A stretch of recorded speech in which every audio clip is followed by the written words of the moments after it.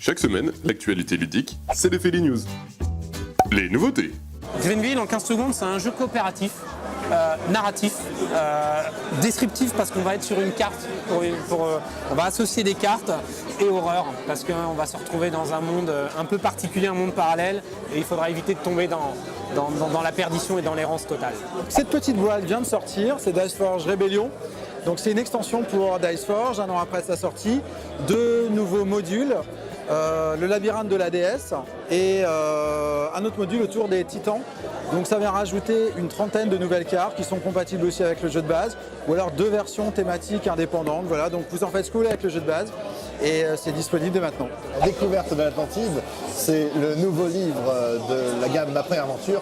Ce sont des livres dont vous êtes le héros, qu'on peut lire à des enfants dès 3-4 ans pour raconter l'histoire des enfants. Ils vont faire des choix dans l'histoire. Et dans ce livre-là, on va aller sous l'eau dans un sous-marin pour essayer de trouver le trésor de l'Atlantide en faisant bien attention aux kraken et autres tentacules qui se traînent sous la surface. C'est la soupe à la grenouille voilà, qui a sorti chez T-Kids. C'est un jeu coopératif pour les pitchounets dès 5 ans avec les petites grenouilles sauteuses dont on a tous s'est amusé avec quand on était petit tout. Donc c'est illustré par Camille Chaussy. Donc c'est quasiment 100% Grenoble la matière grise. Voilà.